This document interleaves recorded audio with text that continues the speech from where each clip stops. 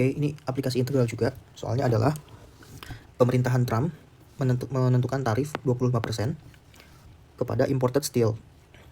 Asumsikan bahwa market steel adalah small open economy. Nah, ini penting, small open economy ini adalah kaitannya berarti dia perekonomian yang kecil ya, yang price-nya itu mengikuti price world. Oke, karena dia perekonomiannya adalah small open. Lalu demand function-nya ini, supply function-nya ini, world price of steel, ini sebelum tarif ya, adalah 2 US dollar, setelah tarif adalah 4. Nah, evaluasi kebijakan tarif tersebut terhadap social welfare. Social welfare ini kaitannya sama consumer surplus, sama producer surplus, sama deadweight loss. Oke, yang pertama, kita sebelum tarif dulu. Sebelum tarif, dari persamaan demand, kita masukkan price-nya 2 ya, karena 200 minus 4P kuadrat, P-nya adalah 2, maka ketemu 184, ini adalah demand-nya. Lalu kemudian supply-nya ternyata 20 dikali 2 cuma 40, maka ada kesenjangan antara 184 dikurang 40, maka ini adalah jumlah yang diimpor, atau 144 ini impor gitu ya. Nah, untuk menentukan consumer surplus dari persamaan, ingat consumer surplus itu adalah integral dari demand dikurang TR, maka di sini dari persamaan demand kita ubah menjadi persamaan P sama dengan, untuk apa? Untuk menentukan consumer surplusnya. Jadi dari sini 200 dikurang 4P kuadrat, ini kita balik gitu ya, menjadi 200 dikurang QD dibagi 4 akar, seperti itu.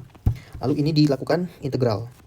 Nah, batas bawahnya adalah 0, batas atasnya adalah 184. Kenapa? Karena seperti ini ya, karena dalam negeri itu hanya memproduksi 40 saja, tetapi total permintaannya ada 184.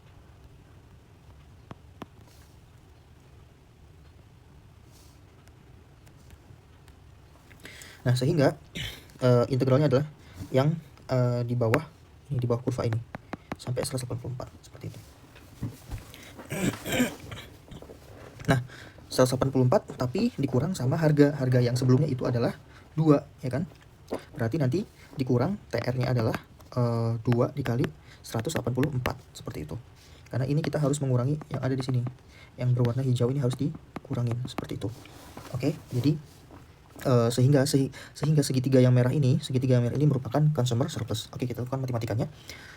Integral batas bawah 0, batas atas 184, dimasukkan persamaannya, dikurang 2 dikali 184, ketemu hasilnya adalah 553. Ya, ini cepat aja hitungannya, detailnya bisa dibaca sendiri. Nah, lalu kemudian secara gambar adalah seperti ini ya, bener kan tadi ya. Sehingga segitiga yang berwarna hijau ini adalah consumer surplus.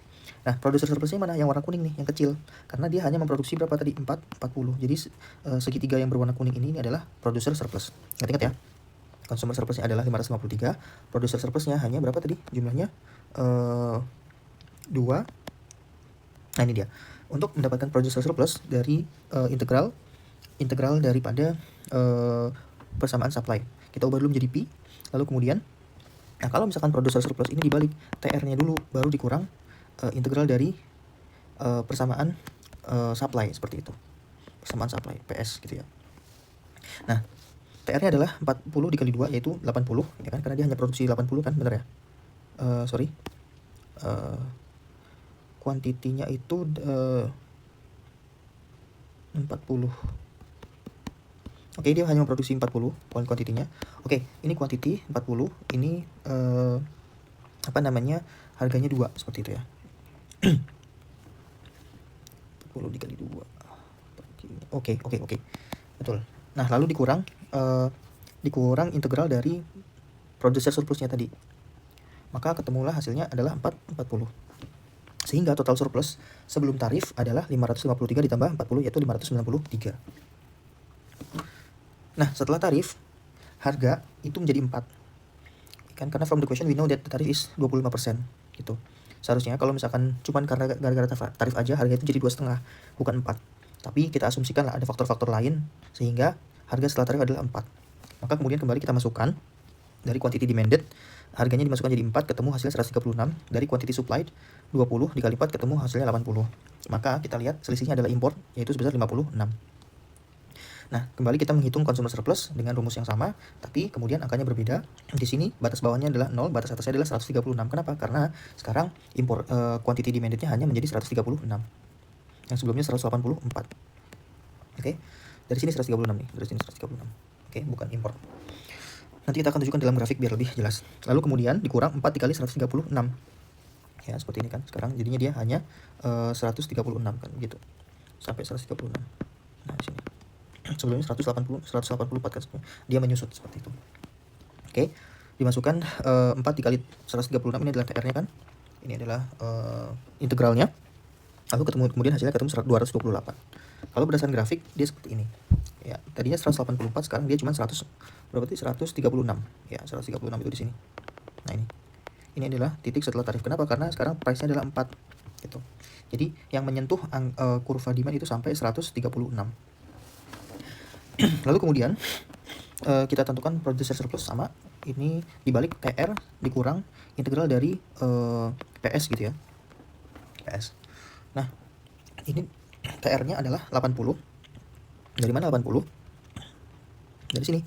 Dari 80 dikali 4 ya. 80 dikali 4. Kuantitinya 80 dikali 4 price-nya yaitu 320. Lalu kemudian dikurang integral dari PS. Ketemulah hasilnya 160. Nah, ini adalah producer surplus. Maka di sini producer surplus itu menjadi 160 gitu ya. Oke, lalu berapa government revenue? Government revenue adalah selisih antara 136 dengan 80 dikali selisih antara 2 dengan 4 gitu. Ya, maka 136 dikurang 80 dikali 4 dikurang 2 sama dengan 112. Kayak gitu. Nah, total surplusnya setelah tarif maka menjadi 228 itu adalah consumer surplus, 160 adalah producer surplus, government revenue adalah 112 yaitu 500. Nah, kita lihat di sini ada perbedaan. Sebelumnya ya ini tabelnya adalah 93 sekarang menjadi 500. Maka berkurang 93 ini adalah dead weight loss. Jadi di dalam gambar yang berwarna hitam ini adalah dead weight loss, totalnya adalah 93. Seperti itu. Sehingga kesimpulannya consumer surplus ya ketika harganya naik itu adalah turun, worse off. Sedangkan producer surplus menjadi meningkat dan government gain some revenue. Ya, karena total surplusnya berkurang maka ada yang namanya dead weight loss yaitu bertambah sebesar 93 seperti itu.